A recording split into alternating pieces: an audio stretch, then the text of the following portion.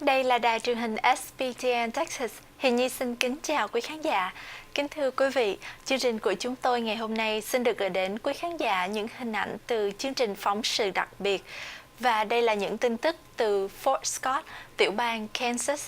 Xin mời quý vị cùng đến với những hình ảnh của buổi khánh thành Bảo tàng Lowell Milken Center for Unsung Heroes, tức là bảo tàng cho những anh hùng thầm lặng, cũng như những hình ảnh về cựu trung tá Trần Ngọc Huế, xuất thân từ khóa 18 Võ Bị Đà Lạt. Xin kính mời quý vị cùng theo dõi sau đây.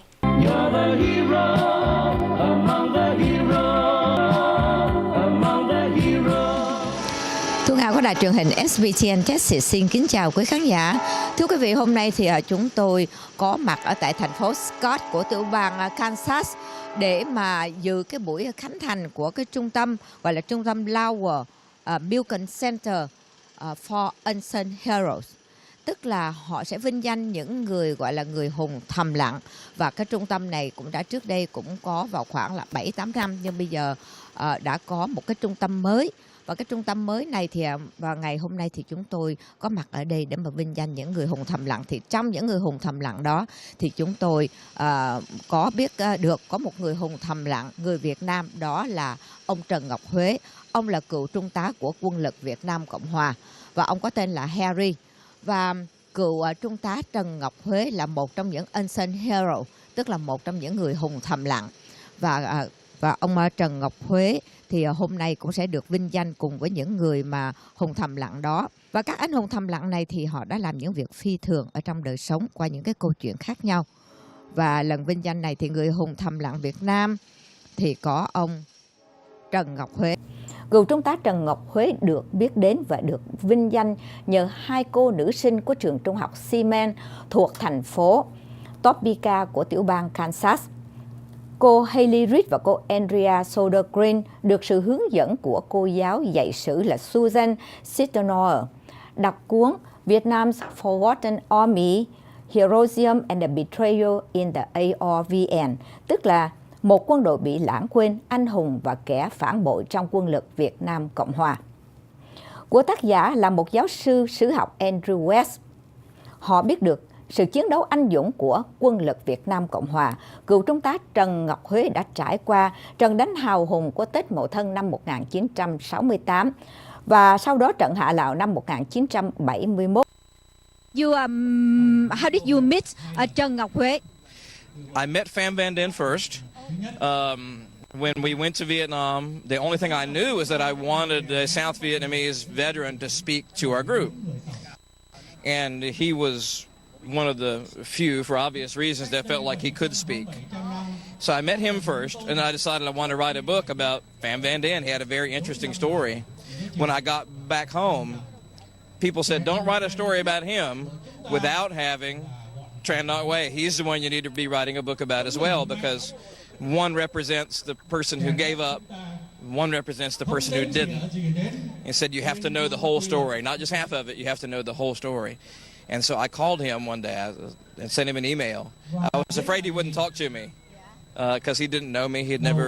We'd never met, but he wound up being a person of pure gold. He's fantastic.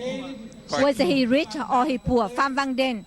Pham Van Den, by American standards, probably middle class, lower middle class. Tran Ngoc Huế is, of course, a Vietnamese expatriate living in this country. Like so many Vietnamese expatriates, came here with nothing and then had to struggle his way back. So their stories are quite a bit different. Vâng, thưa quý vị, thì trước tiên là ông gặp ông Phạm Văn Định trước. Và khi mà ông decide, ông muốn viết về ông Phạm Văn Định thì có những người là khuyên ông là nên đi về viết về ông Trần Ngọc Huế. Vâng, vì vậy cho nên là ông có cái cuốn sách này. Khi mà chúng tôi đứng trước Liberty Center thì hôm nay tại đây có một buổi vinh danh những người hùng thầm lặng mà tiếng Mỹ gọi là Unsung Heroes. Và anh Trần Ngọc Huế, tức là cựu trung tá của quân lực Việt Nam Cộng Hòa, có mặt hiện thời trong cái buổi phỏng vấn này, cũng như là người cố vấn của anh, đó là Colonel Jim Mulken. Và chúng tôi xin được có một cái buổi phỏng vấn ngắn. Thì là trước tiên thì xin chào anh Trần Ngọc Huế. Hello, how are you today? I'm well, and how are you today?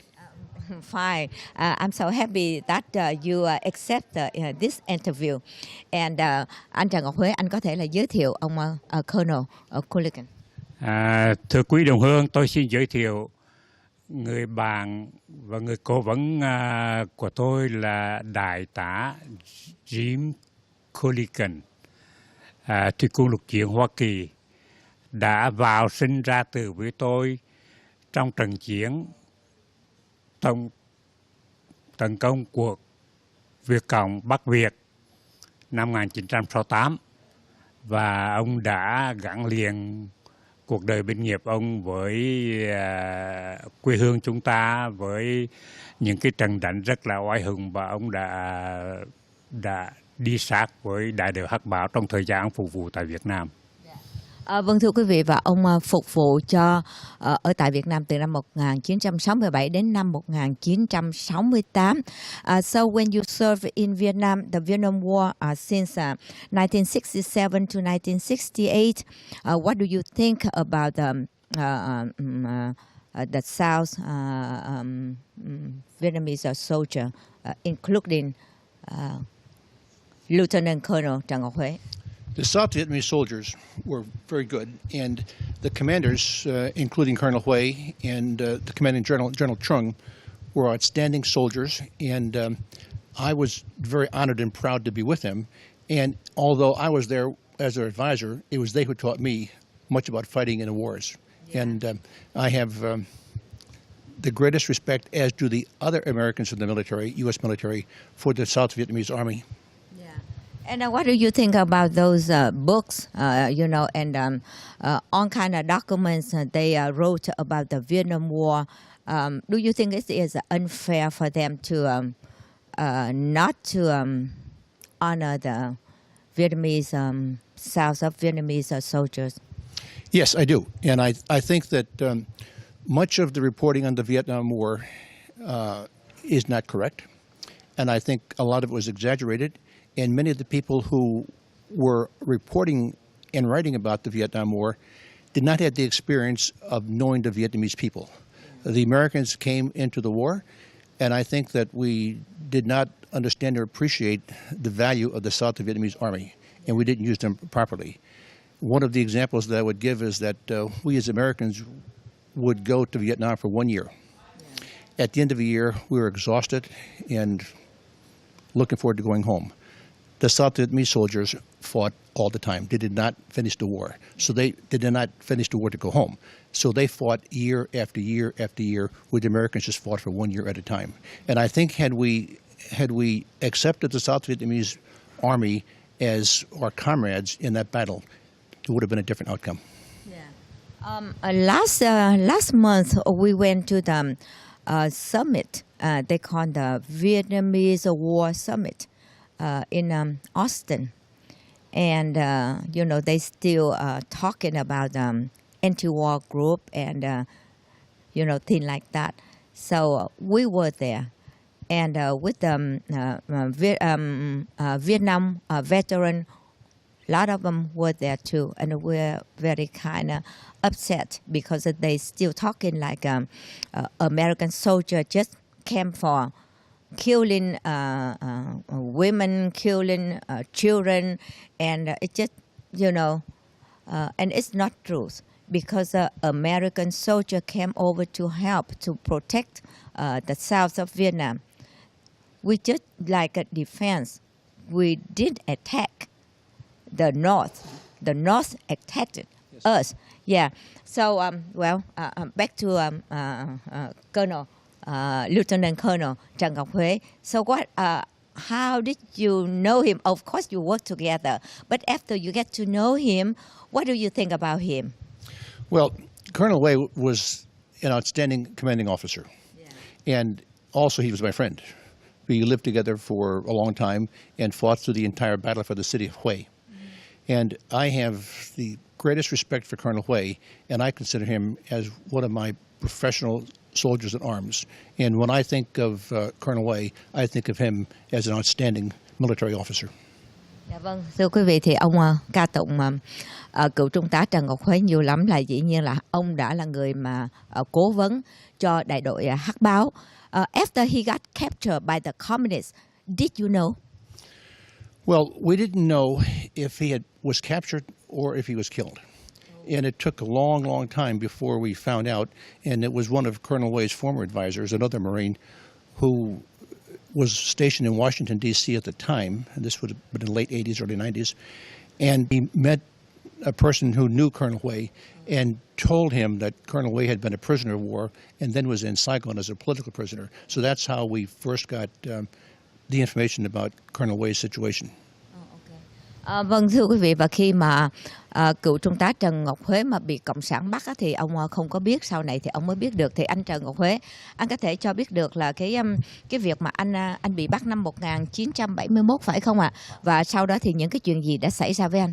Thưa quý vị đồng hương, tôi bị bắt tại mặt trận Hạ Lao mùa xuân năm 1971. Và tôi bị Cộng sản Bắc Việt đưa ra ngoài Bắc và qua các cái trại tù binh từ Hà Nội đến Sơn Tây, đến Yên Bái, đến Lào Cai, đến Nam Hà và thấm thoát cùng là trên 12 năm. Thì như quý vị đã biết là đã là tù cộng sản thì không có một chỗ nào mà sung sướng cả. Nó có đối xử với mình rất là tàn tệ và không có một cái theo một quy luật nào cả, không theo một cái quy ước về đối xử tù binh theo cái hiệp định về tù binh của thế giới. Và chúng đã hành hạ tù binh và như những người tù cải tạo đến như thế nào thì bà con chúng ta đã biết rồi. Vậy thì tôi không có nên nhắc lại làm gì. Như vậy là lúc đó là anh bị thương rất là nặng. Vâng, tôi đã bị thương nặng đến nỗi là tôi thuộc cấp tôi đã chuẩn bị tải thương và tất cả vũ khí đã lấy đi để tải thương, giống như là tôi đã chết đi, sau đó tôi sống lại. Và tôi đã bị thương nặng lắm và phải đơn vị phải mở đường máu để mà rút lui, thì tôi bảo lính tôi để lại, tôi nằm lại, tôi không muốn ngăn trở cái sự và sau đó thì cộng sản nó đánh vào thì nó bắt tôi. At that time, the last combat, 1971, he got captured by the communists. Were you there? No. Where were you? No, I was back in the United States at that time. Oh, you already did. Yes. Okay. So, what year you met him again? 1991. 1991. Yes. Okay. When he came to the United States. Oh, that's. Oh, yes. How did you feel at that time? Oh, I was so thrilled when I heard he called me on the phone. When I heard his voice, I was just so excited, and I still remember the day and the time that we first talked. And I was just it was like having a person come alive again. Oh, okay. And since then, we've been very good friends, and our two families are very close. We visit often. Yeah. So, how do you feel about him to get picked, one of the unsung hero today at the Milken Center? He is. He's a hero. Yeah. He's a great hero. And one of the most wonderful things about Colonel Way is his optimistic attitude. I've known Colonel Way since 1967, and then, of course, for a long time I didn't see him. And when I found out that he had been a prisoner of war for 13 years, and the terrible treatment he received at that time, and then, of course, after he was released and was living in Saigon with his family, it was still very difficult. But I have never heard Colonel Way complain. He's a very optimistic person, a very positive person, and when he and his family came to the United States, they had nothing, absolutely nothing.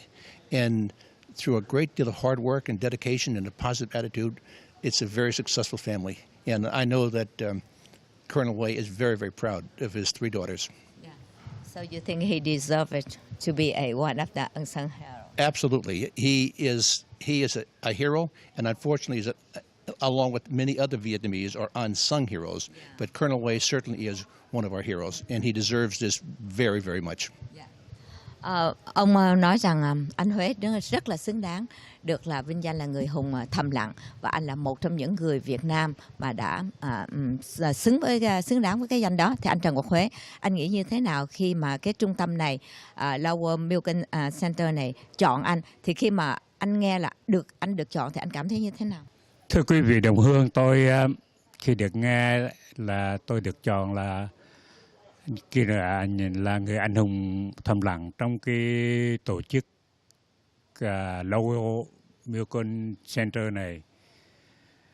Thưa quý vị, tôi rất khiêm nhường và tôi rất là tự hào nhận được cái vinh danh này.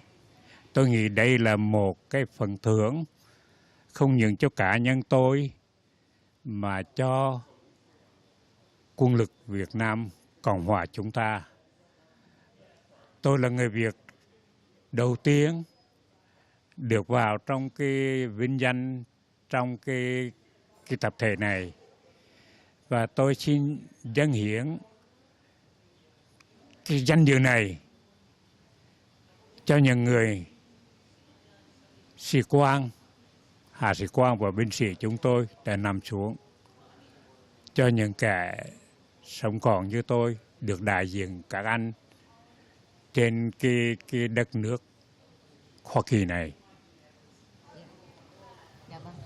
Vâng, thưa quý vị, thì cựu trung tá Trần Ngọc Huế đã được hai cô học sinh rất là dễ thương của trường trung học Siemens High School, đó là cô Susan Haley và cô Andrea. Sau khi mà cô đọc được cái cuốn mà Vietnam's Forgotten Army, tức là một cái cuộc chiến mà bị bỏ quên cũng như là anh hùng và kẻ phản bội, thì cô đã nghiên cứu, và với cái sự mà giúp đỡ của cô giáo của cô là cô Susan cô Susan. Dạ, thì đã hướng dẫn cho hai em học sinh này, và hai em đã làm một cái cuốn phim, và cái cuốn phim này đã được chọn, và trong đó thì cái việc mà anh Trần Ngọc Huế đã được chọn. Và chúng tôi xin mời quý vị tiếp tục theo dõi phần tường trình cũng như là phỏng vấn của Thu Nga, và chúng tôi sẽ phỏng vấn hai cô sinh viên đó cũng như là cô giáo của cô. And thank you very much, Colonel. May I just make one more comment about Colonel Huế? Today we're honoring a hero. And not only is Colonel Huế a hero as an unsung hero, but the United States military recognized Colonel Huế as a hero also.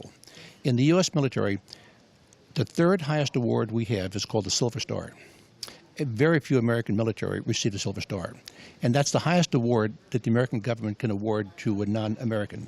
Colonel Huế has a Silver Star, and he earned it in the Battle for Huế, and the United States Marine Corps was proud to present the Silver Star to Colonel Huế. And by the fact that he wears that United States Silver Star shows that he is truly a hero. Vâng, thưa quý vị, và ông nói thêm là cựu trung tá Trần Ngọc Huế đã được một cái ngôi sao bạc, và cũng như là cái đó là một trong những cái huân chương, và huân chương đứng thứ ba, tức là những cái huân chương mà cao quý của Hoa Kỳ đã tặng cho anh Trần Ngọc Huế. Vì vậy cho nên anh Trần Ngọc Huế rất là xứng đáng để được nhận là cái chữ anh hùng.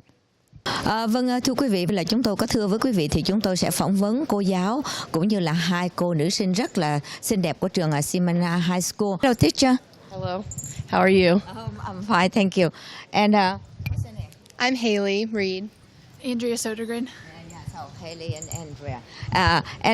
Well, let me start with you first. Okay. After you learn, two students wrote about and make film about Lieutenant Colonel Trần Ngọc Huế. How did it start? Start with you or start with them first? It began when I was a fellow here 2 years ago during the summer, and I was asked to locate a topic that I could have students create a project about. And so I did a lot of research. I've always been fascinated with Vietnam, and so I thought I would try and find a topic of a person who was from Vietnam or a U.S. serviceman. And I came across a small article in a Florida newspaper about Harry. And I contacted the reporter, and then I found out that there was a book written about the Battle of Hue, and that it also was about a part about Harry, and then it kind of went from there. Why are you interested about the Vietnam War? My uncle was a helicopter pilot and was shot, and so that I was a young girl, and it was very impressionable on me. Vâng, thưa quý vị, và bà rất là chú ý đến Việt Nam tại vì uncle của bà đó là người lái phi cơ trực thăng ở Việt Nam và ông đã bị rớt, vì vậy cho nên là bà chú tâm đến Việt Nam. Vì vậy cho nên sau khi mà bà đọc một cái trang báo nói về anh Trần Ngọc Huế thì bà đã đem về cũng như là khuyến khích học sinh. So the teacher encourage a student for the project named Unsung Heroes. Yes, and Haley and Andy then took what research I had accumulated, and they added way more research, and they were able to locate Harry and some other people to interview for the project, and then they created the documentary. Okay, and Haley, and then after you heard your teacher about that article and about a lieutenant colonel, and what do you think and what do you feel in first place when you heard? Well, originally we didn't know about this prize and this whole organization, and we were going for History Day, and so we were kind of hesitant going into this topic because he truly is unsung, and not very many people know about him, so there wasn't a lot of research that we could find. However, further digging into websites in that book, we were like, there's no way we can pass up a hero like Harry. It was so incredible, and we just took it and ran. How did you contact him, or how did you find the way to contact him? We originally contacted the author of the book that we read, and then Andrew Weiss, and he got us in contact with some of Harry's comrades, who then gave us an email address for Harry, and so we emailed him originally, and then later on we talked with him on the phone.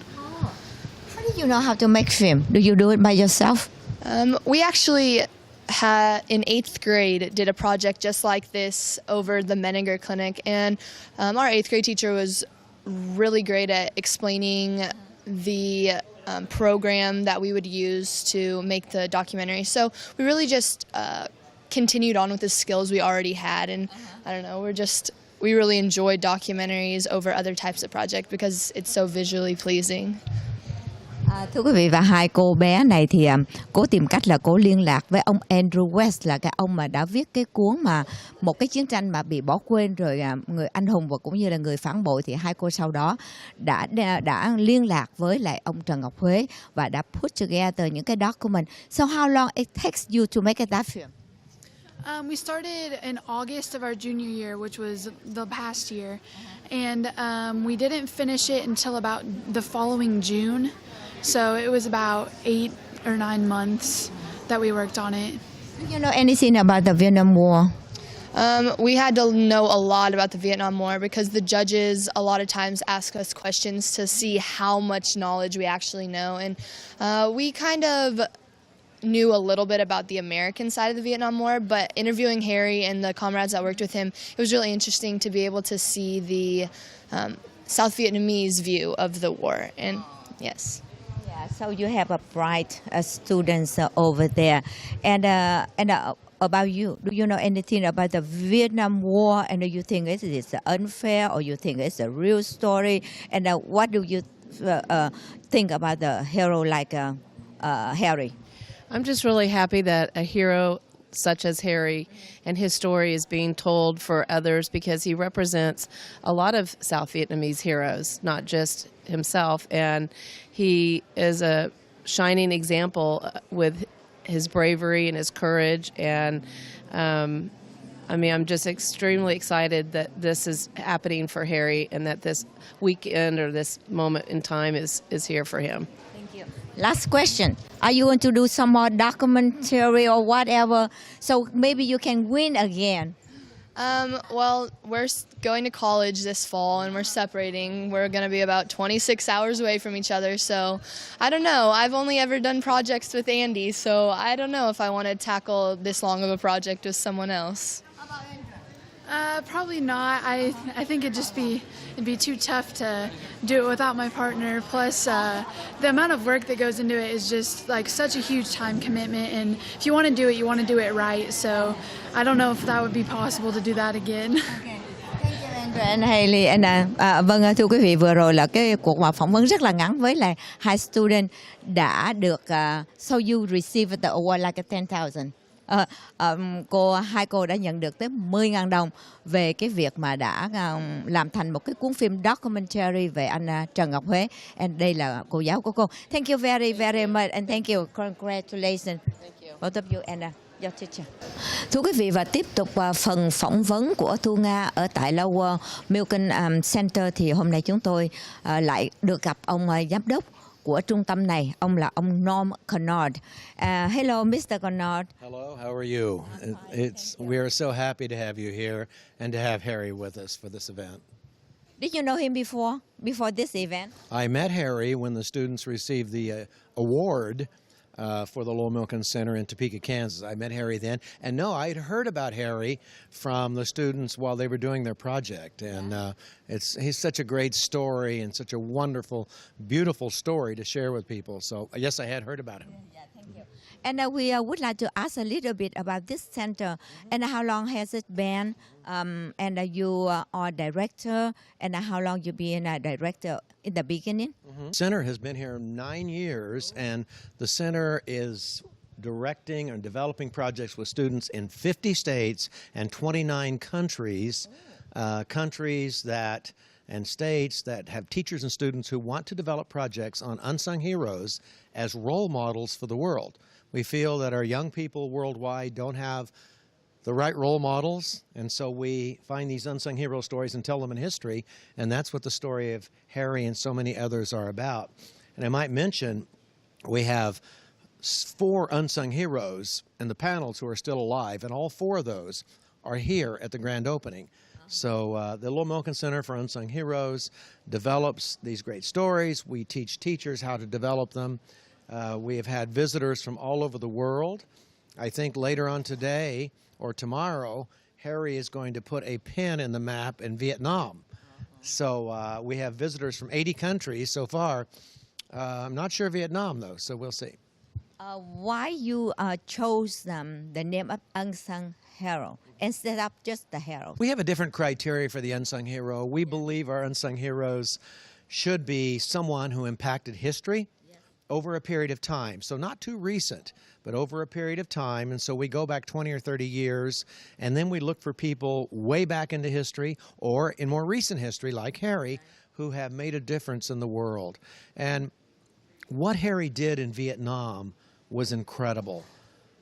But I think also his story is coming to America, and he has adopted our country and shown great love for our country and patriotism. And so we're just so proud to have him here in America. And what he represents and who he is a special individual. I have talked with the teacher and students who developed this project. I can see in their eyes a love and a respect for what Harry did and who Harry is. So is unsung hero is a different with the forgotten hero? Yeah, I think it is a little bit. We just have a different criteria, and there are lots of heroes in the world. There are lots of them, and they're everywhere to find. But we're looking for someone who touched history in a special way. And so that's what we're looking for. So a forgotten hero is somewhat similar. In our new exhibit area, which I don't know whether you've been in yet or not, you will love that, and you'll get an idea of some of these wonderful stories. Vâng, thưa quý vị, với lại cái trung tâm Lowell Milken Center thì họ recognize những cái người mà làm những cái việc mà phi thường hiện thời bây giờ, họ trong quá khứ vân vân, thì là anh Trần Ngọc Huế là được chọn một trong những người đó. Và khi mà nghe ông trình bày về cái việc mà chọn những người gọi là anh hùng thầm lặng thì anh cảm thấy là như thế nào khi mà anh được chọn? Thì cái câu hỏi này cũng được anh cũng được hỏi anh rồi. Thế nhưng bây giờ hỏi thêm một chút xíu đó, thì anh thấy rằng khi mà hai cái cô nữ sinh mà pick anh để mà viết cái câu chuyện đó, thì anh thấy là cái chuyện này có phải là cái chuyện ngẫu nhiên hay cái chuyện nó như thế nào anh? Tôi rất là ngạc nhiên và tôi rất là cảm động.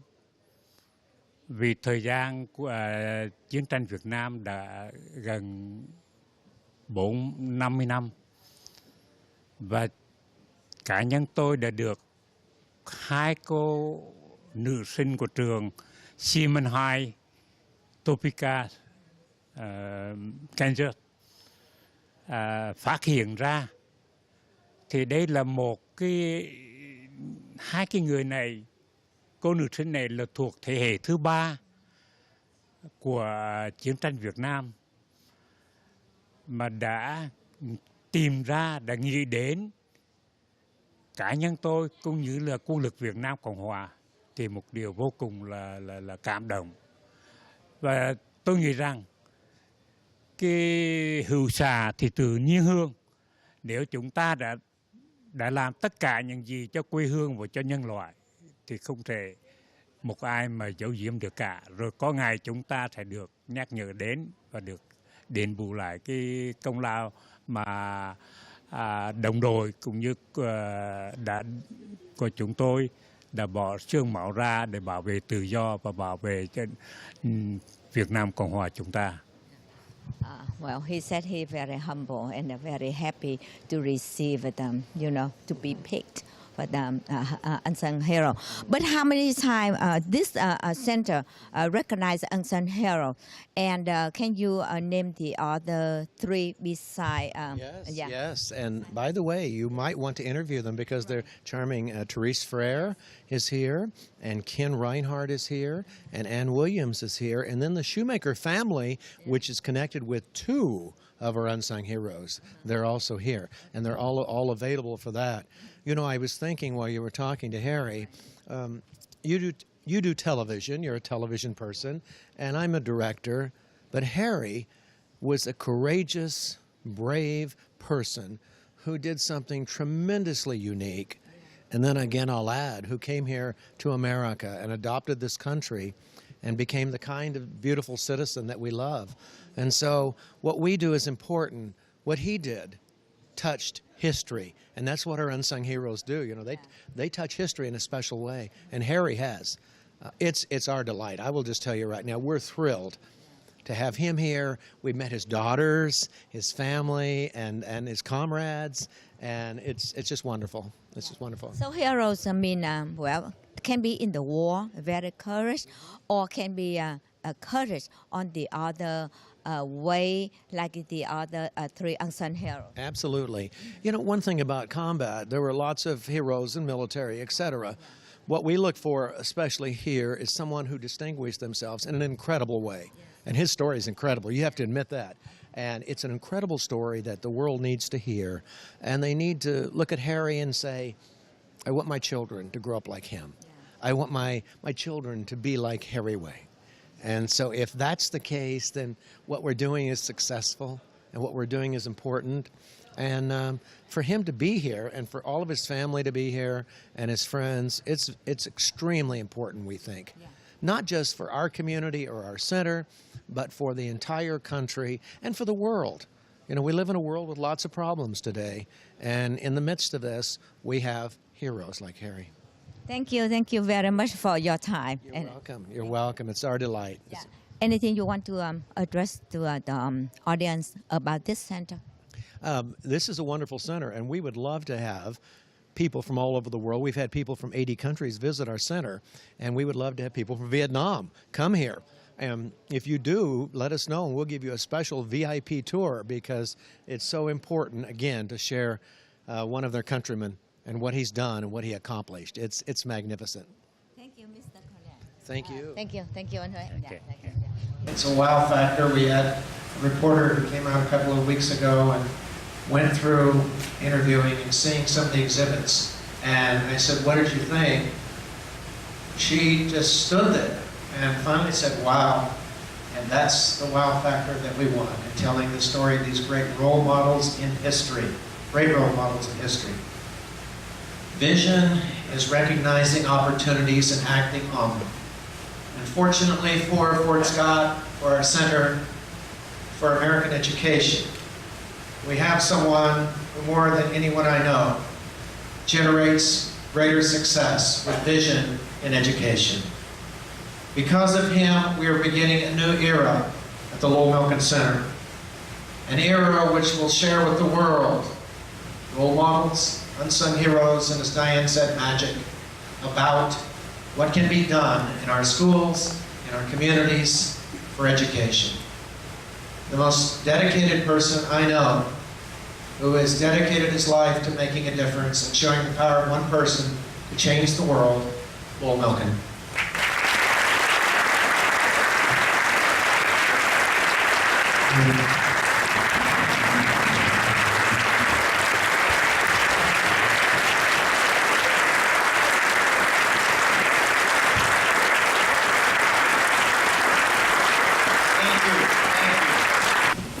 Well, good morning.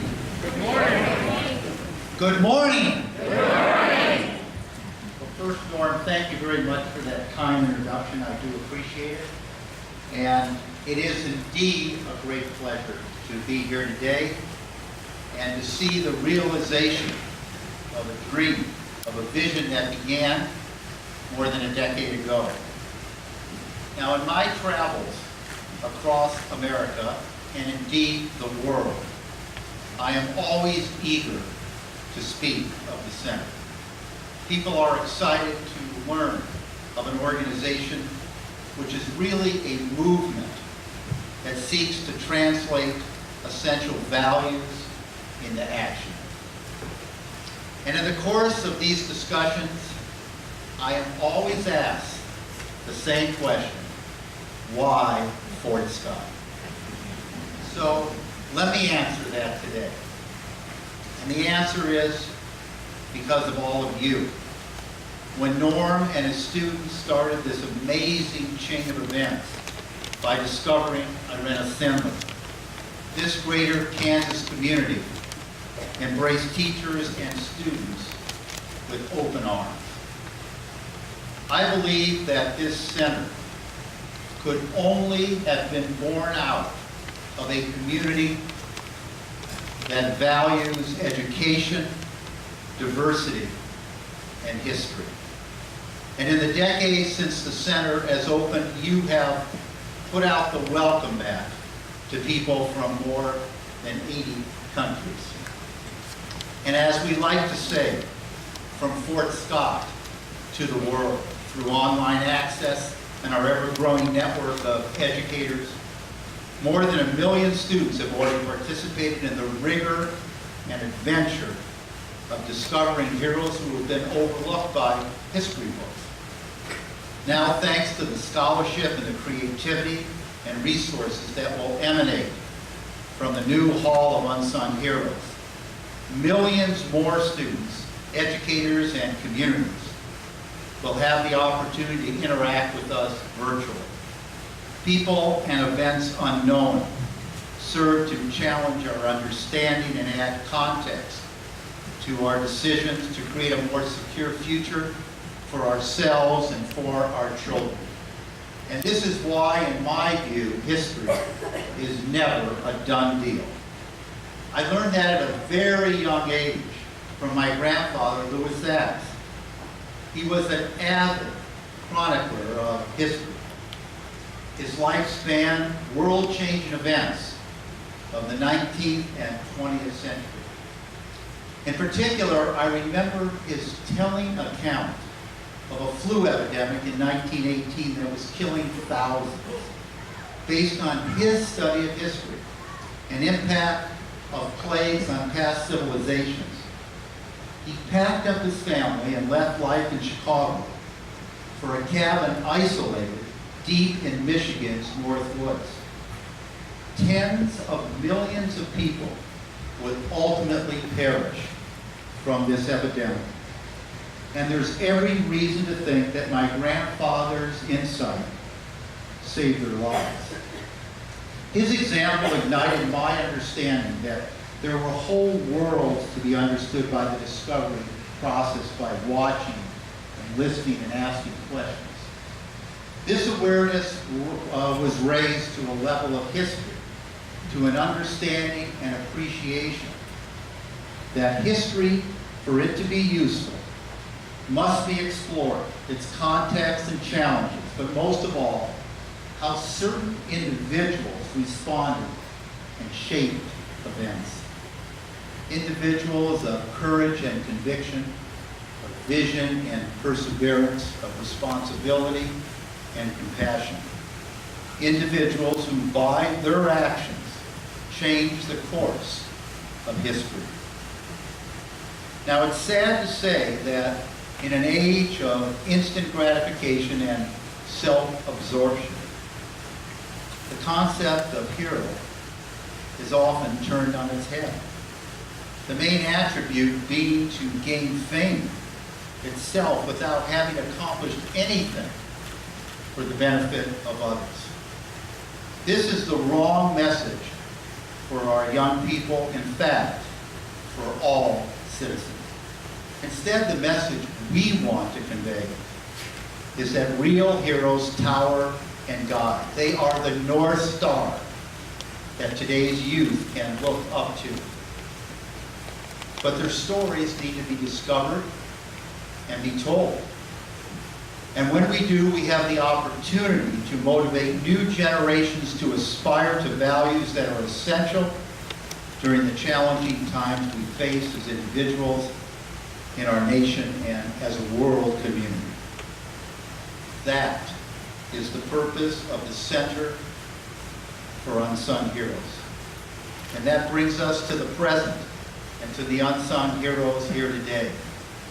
Lieutenant Colonel Tran No Quay, Ken Ryan, and William Williams, and Denise Clare.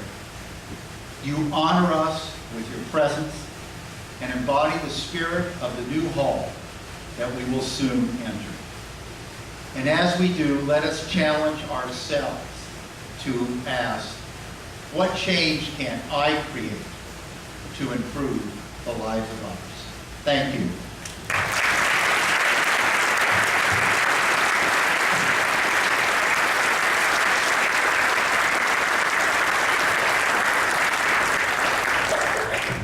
And we have Unsung Hero Harry Quay. Harry, please stand.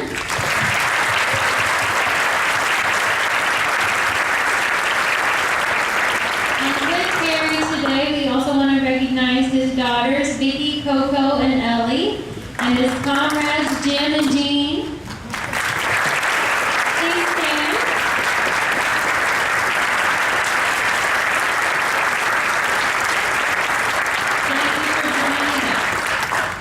Now we want to recognize Unsung Hero Ken Reinhardt and his wife Judy.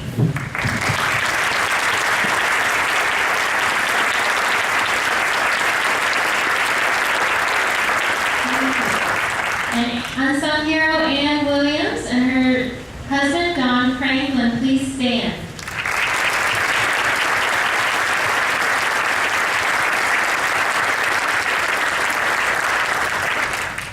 And we also have Unsung Hero Therese Frere here with us. Please stand, Therese.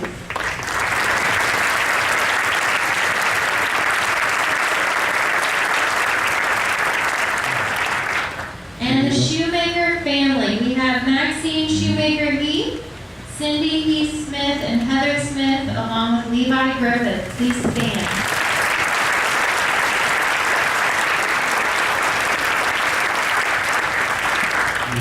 Already getting emotional. These unsung hero stories, it's so touching and so exciting to have them with us today. Now we want to recognize our fellows that are here with us. And is doing so much for our country now, Harry Way.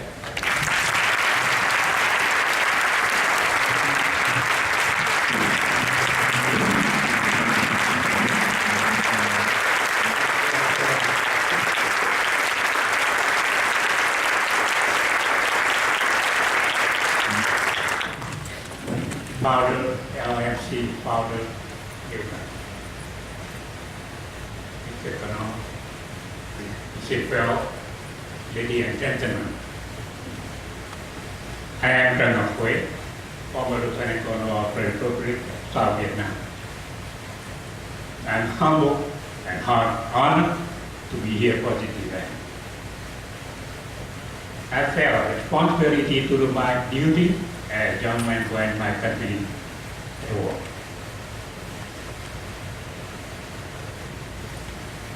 I did do my best to protect my country, the Republic of South Vietnam, from the invasion of North Vietnam communists. Month after month, year after year, from battle to the battle. It continued.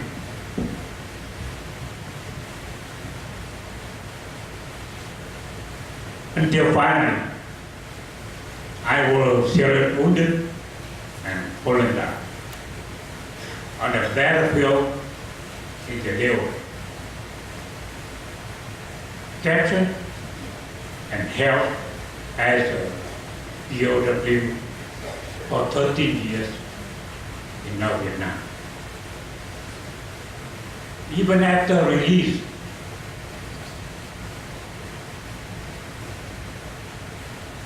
my family and I got to struggle with very difficult circumstances to survive until I was saved by my friend, Lieutenant Colonel David Wiseman. So I feel very happy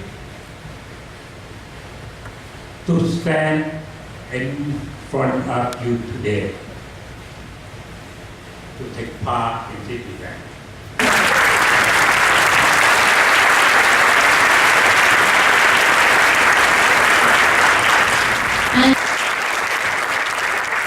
At this time, would Lowell Milken please come to the stage? Harry would like to present you with something.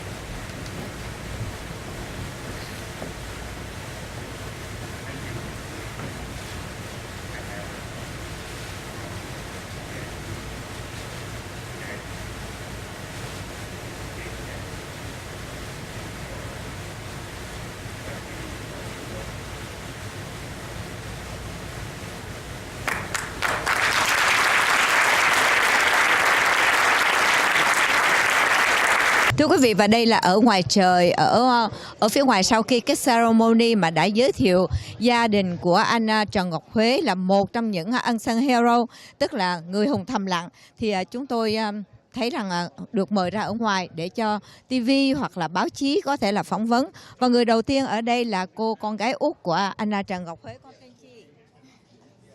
Con tên ông cháu. Diệm Chính Trần. Con Thùy Phương.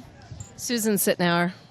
Vâng, đây là cô giáo của hai em Hailey và Andrea, và ngồi giữa là người hùng Trần Ngọc Huế, và ngồi bên cạnh đây là Colonel Conrad, and đây là một người bạn mà đến từ rất là xa, từ Washington DC đã về đây và đi tháp tùng theo gia đình của anh Trần Ngọc Huế. Why you come with them? I came with Harry because I worked with him at Navy Federal. He's became a great friend and an inspiration to let you know that no matter what you've had in life, challenge, you can always overcome and move to a successful point in your life and still prosper. So you're very proud of your friend. Yes, I am. That's why you're here. Thank you. And Colonel, and after the ceremony, what do you feel? Colonel Way is not only a great hero, but for me, when you've been in combat for so long with somebody, they're no longer a friend, they're now your brother. So Harry's my brother, and he always will be my brother. Andrea, and after the ceremony, and you are talking about his story, when you research, how do you feel now? It's so exciting just to have worked for this long and to have it finally kind of had this celebration about him and our project. It's just really exciting. Okay. And after the project, and you won the award, so you feel like you knew the Vietnam War more and you knew Harry more? Oh yes, we know him a lot more. We call him our grandpa now, and we're his granddaughters, so yeah, it's pretty special. He went from being somebody on a website or on an article that we didn't know to now he's our grandpa, so. Okay, Unsung Hero, Harry, so how do you feel after you, Actually, we are very emotional ceremony. And how do you feel while you are standing on the stage? À, tôi cảm thấy rất là vinh dự. Và sau cái lễ này ấy, thì tôi thấy là tôi có thêm tôi có 4 đứa cháu trai, bây giờ có thêm 2 đứa cháu gái nữa vào granddaughter. Yeah. Và thưa quý vị, và nếu mà không có cô giáo đó để mà có một cái project cho hai student thì chắc chắn rằng cái câu chuyện đó cũng không có được đem ra ánh sáng, và anh được vinh danh là một người hùng thầm lặng. Okay, teacher. So, what do you say about your 2 students? My 2 students are excellent students, and they're really great human beings, and their passion for telling Harry's story is quite obvious, and I'm very proud of them. Và đây là 3 cô con gái rất là dễ thương. 3 con gái này đã đến từ Washington DC, tháp tùng để mà về đây vinh danh, mà xem cái buổi lễ vinh danh của ba. Con cũng mừng nha con. Dạ. Con biết chứ. Dạ, con đọc về sách về nào, với ba con kể chuyện về bạn bè của ba con kể chuyện cho con nghe nữa. Dạ. Về cái buổi lễ thì con có thích không? Dạ. Con thích về nhất là ở chỗ nào? Dạ, emotion là khi mà dạ có. Vâng, thưa quý vị, và đây là những người khách đã đến thăm gia đình của anh Trần Ngọc Huế sau mấy cái ceremony đã vinh danh anh. Thì họ đến và có nhiều người đã chia sẻ cái cảm tưởng của họ, là họ rất là cảm động. Và quý vị cũng thấy là một vị quan khách đã rơi lệ khi mà nói về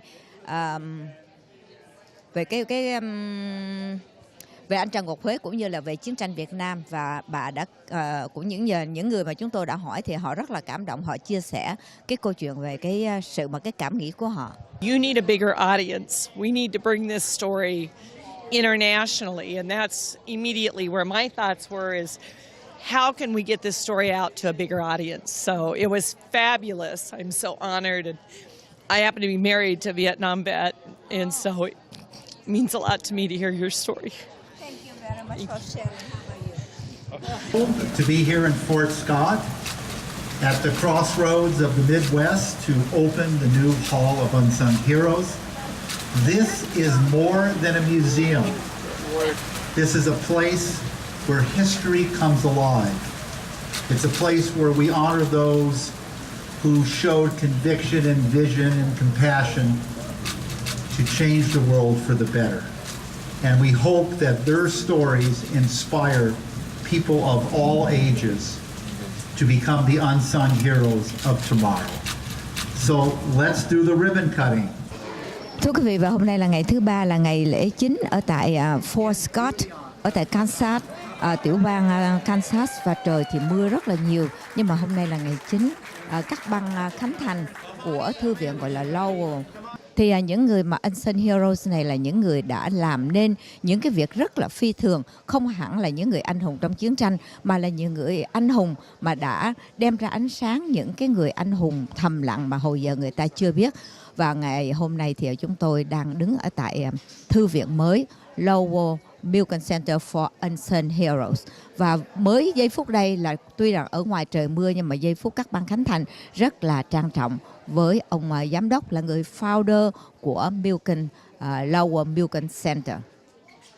Và quý vị nhìn vào ở trong thì đây là một cái thư viện mới, cho nên ở trong này trưng bày rất là nhiều, và những cái tấm bảng và những cái tấm hình đều rất là mới. Vâng, thưa quý vị, và sau cái lễ cắt băng khánh thành thì ông giám đốc là ông Milken, ông đã cắt băng khánh thành, và hiện thời bây giờ ông đang đứng bên cạnh Thu Nga ở đây. Good morning, Mr. Milken, and how do you feel today after you cut the ribbon? I feel a great honor today to be able to open this Hall of Unsung Heroes and tell the wonderful stories of these individuals who changed the world. Actually, Unsung Heroes has been like a long time, but this one is just the new one, right? Yes, we've been around for more than a decade, but we've increased our size because there's so many stories to tell. And what inspired you in the first place when you are thinking about having the museum for the unsung heroes? I wanted to have young people see who the true heroes are in our society.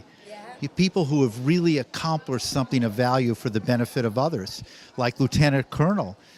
Yes, yeah, Harry Way. I mean, he did a incredible service, not only for his own people, but he taught important lessons to all Americans about loyalty, about devotion, about commitment. So after you met him and you saw him in the face, what do you think about him and his family? Well, he has a lovely family. I met his 3 daughters, but I'm so impressed of how he was able to rebuild his life after the most challenging of circumstances. It was a great honor to be able to visit with him and get to know him. Thank you very much, Mr. Milken. Ngọc Huế, anh có thể là cho biết cái cảm tưởng của anh ngày hôm nay khi mà anh cắt băng khánh thành của cái museum cho Unsung Hero, là cho những người hùng thầm lặng, và anh là một trong những người hùng thầm lặng. Cảm tưởng của anh. Thưa quý vị, tôi rất là xúc động và tự hào để được đại diện cho quân lực Việt Nam Cộng Hòa, đại diện cho miền Nam Việt Nam chúng ta, đứng trong một cái cộng đồng những anh hùng Unsung Hero của Hoa Kỳ và thế giới. Ngày hôm nay tôi rất là cảm động và tự hào, và tôi tưởng nhớ những cái sự hy sinh lớn lao mà đồng đội và chiến hữu của chúng tôi đã bỏ mình cho sự nền độc lập và tự do của miền Nam chúng ta. Tôi tự hào về cái quân trường Hòa Bình và cái trường Thiết Sinh Quân Việt Nam đã đào tạo nên tôi. Và tôi kính dâng những cái thành quả và cái danh dự này cho đến về cho những người anh em trong chiến sĩ Việt Nam Cộng Hòa của chúng tôi. Now we want to recognize Unsung Hero Ken Reinhardt and his wife Judy.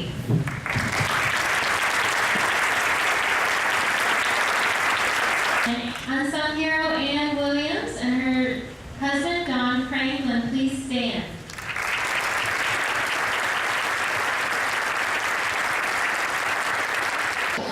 Vâng, thưa quý vị, và 2 Unsung Heroes nữa, đó là 2 người đã rất là can đảm, đã giúp cho 9 học sinh African American ở trong một cái trường học sau khi mà Civil War đã ended. So hi Anne and hi Ken. Yes. How come? What make you so brave at that time when you try to take up, to take up for that? That was just the way we were raised. Oh, really? Yeah. That's the way my mother and father taught us. All my brothers and sisters and me, and that's. I don't think either one of us expected any repercussions from it. We didn't think it would be a big deal. That was just natural. But when you're doing it, you try to take up for your friends. Did you talk to each other at that time? Isn't that funny? We don't remember each other. We don't remember each other. We were in the same speech class talking to Elizabeth, but no. But how did you find out you did something at that time? Elizabeth Eckford told us about it. She's right here. She said that we were both her friends. She's the one that we were friends with. Oh, really? And she told some students who were doing the National History Day project about us being nice to her, and the students started doing projects. At that time, was that school for the whites only? Yeah, it was before the Little Rock 9. The 9 black students entered. It was all white at high school. There were 2,000 white students in that. Yeah. And after your fight, and you try to, do whatever to take up for those 9 students. After that, what happened? I didn't have any repercussions. You mean during the school year? Yeah. I might have had a few threats, but that's all. Nobody hit me or anything else. Ken had a rougher time. Oh, what did you do? Well, I heard a lot of name calling and a little shoving in the halls. But it wasn't until the last day of the school anybody hit me. They walked up and hit me in the face. But my parents received insulting and threatening phone calls at night, trying to discourage me from having anything to do with the students. That's the year like 1970. 57, 58. Okay, and after those The next year, the schools were closed. All the high schools in Little Rock were closed. All closed. There were 4 high schools, and they were all closed. Because of that? Because of that, because the governor didn't want to have integration. He wanted to keep the schools segregated. So the way to do that was to close the schools. So all the high schools were closed for a year. For a year? For a year. So what do you do when My sister and I lived in another state with my grandmother, and other people went to college, and some people dropped out of school, and some people took correspondence courses, and a lot of people moved in with relatives somewhere else. So after they open again, they open for both black and white together? Yes, they did. 1959. But it was a long time before there were very many black students that were allowed to go to Little Rock Central. And it has been so long since 1957 and 1958 until now. You recognize it. So what do you feel? Well, I'm pleased that we made a difference to Elizabeth. We made a difference in her life. Yes. Because we were friends. Yes. That's what I'm pleased about. She is one of the students. Yes. Okay. And so I'm pleased that we made a difference for her. Yes. Okay. So just give us some word. How you feel today when this open? This is overwhelming, and it's very pleasing to see. I mean, it's a good reminder of what we've been through. Yeah. So if you see something like similar to that story, would you do it again? Probably. Yeah. Yeah. Sure. Yeah. Thank you very much for your story. Thank you. Thank you. And we also have unsung hero Therese Frere here with us. Please stand, Therese.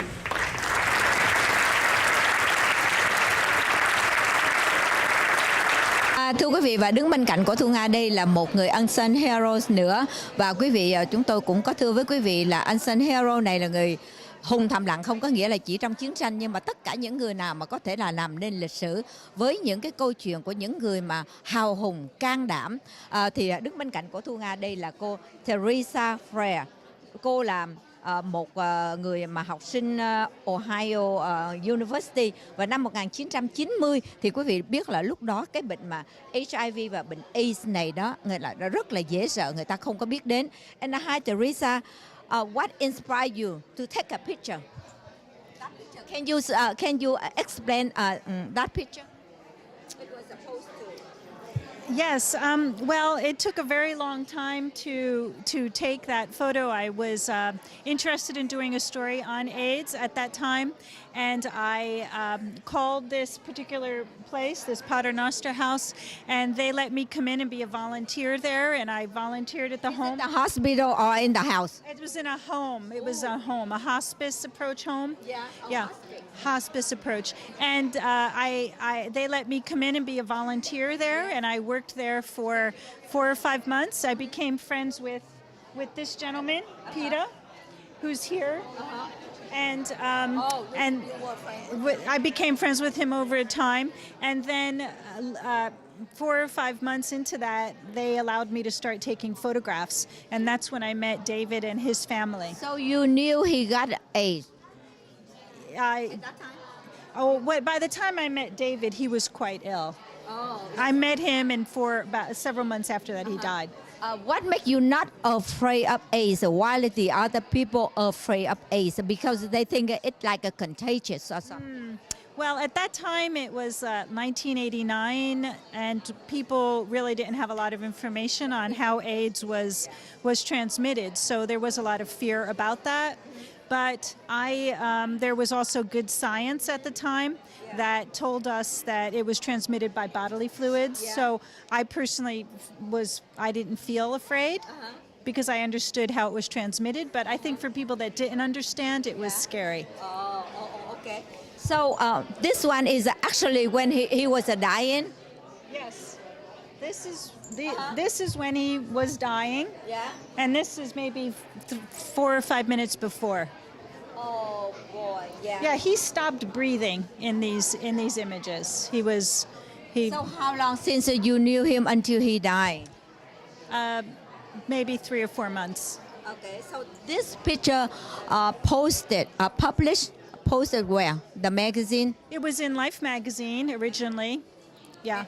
And after it was posted, what happened after that? After it was in Life magazine, it won 2 awards in the World Press Photo Competition. They're based in Amsterdam.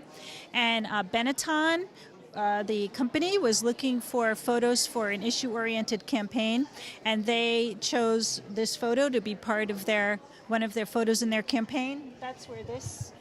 That's how it was used here. Oh, okay. Yeah, it was in Life, and then it was used by Benetton, and then once it sparked quite a controversy when it was used in the advertising, and then but Benetton showed the photo all over the world, so it was seen by many people. So known as the photo that changed the face of AIDS, and after that, you think it did help people have a more education about the AIDS? I think what it did was, at that time, at least in the United States, there was this feeling that AIDS was in big cities, New York or San Francisco, and if you were gay or you used drugs, you would be susceptible. But then with this photo in Ohio, and the father with his son and the family, it became this thought that it could affect anyone. Right. You know, That's the father. that's the father. That's That's his sister Oh, sister. and niece. Oh. Yeah. This is the mother. Here. Oh, the mother. Oh, okay. The parents ended up taking care of Peter when he died. Oh. So this man helped take care of David, and then he also was HIV positive. And then when he got sick, David's parents took care of him. Oh, he became the positive. How come? He was positive already. It's not because it's contagious from the baby. No.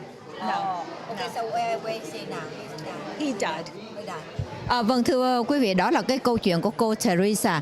Thì chúng ta cũng biết rằng cái bệnh AIDS và cái thời kỳ đó ai cũng sợ hết, ai cũng có thể là sợ là bị nhiễm hết. Nhưng mà cô đã can đảm và cô đã tới gần ông David khi mà ông bị bệnh. Và sau đó thì bức hình của cô đã được post in Life magazine.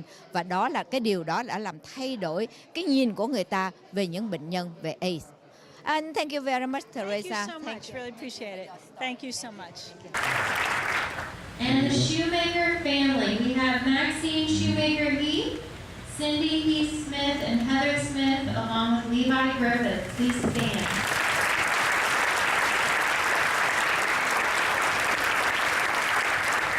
And we have unsung hero Harry Quay. Harry, please stand.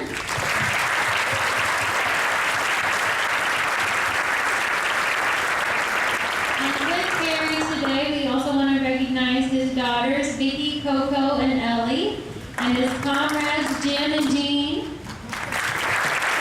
Please stand.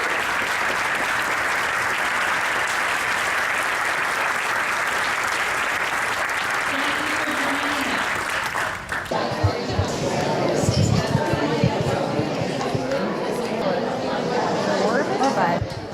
Vâng, thưa quý vị, và đây là cựu trung tá Trần Ngọc Huế, và anh đang đứng ở trước những cái tấm bảng và nói về anh ở tại Milken, Lowell Milken Center, và đây là cái bảo tàng viện mới. Và đây là cái hình mà anh Trần Ngọc Huế lúc còn rất là trẻ, và hiện thời bây giờ anh đang đứng ở bên cạnh cái bức hình trẻ của anh. Và đây là cái tiểu sử của anh Lieutenant Colonel Trần Ngọc Harry Huế. Cái này là cái đại đội gì đó anh? Đây tôi đứng trước tiểu đoàn. Tiểu đoàn 2, trung đoàn 2, mà tôi là tiểu đoàn trưởng. Anh sinh ra năm 1942. Dân trai đã được hắc báo. Và đây là đứa con nuôi của đại đội Bắc khi chăm con nuôi. Vì ba mẹ cháu đã mất ở trên chiến trường và không có ai, thành ra tụi tôi đưa về nuôi cháu. Cháu đây.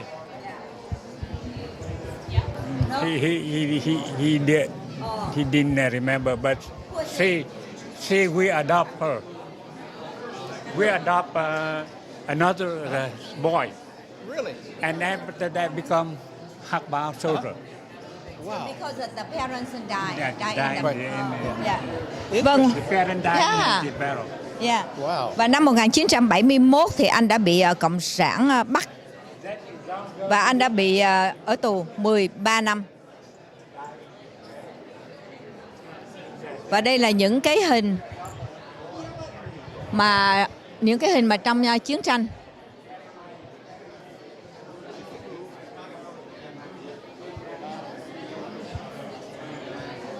Và cái câu chuyện của anh thì được bắt đầu năm 2015 khi mà cô giáo Susan Sereno và hai cô nữ sinh đã viết về cái tiểu sử này. Hai cô nữ sinh rồi Harry Andra. Thưa quý vị, vừa rồi là phần tường trình của Thu Nga từ Fort Scott ở tiểu bang Kansas về cái museum vừa mới mở ra, đó là Lowell Milken Center. Và thưa quý vị, và chúng tôi cũng đã phỏng vấn cũng như là tường trình tất cả những Unsung Heroes, tức là những người hùng thầm lặng. Không có hẳn là người hùng thầm lặng là ở trong chiến tranh, nhưng mà người hùng thầm lặng là những người đã tạo nên một cái sự việc mà làm cho cả thế giới, cả xã hội thay đổi. Và phần tường trình của Thu Nga đến đây xin được tạm ngưng và hẹn gặp lại với quý vị trong chương trình kỳ tới.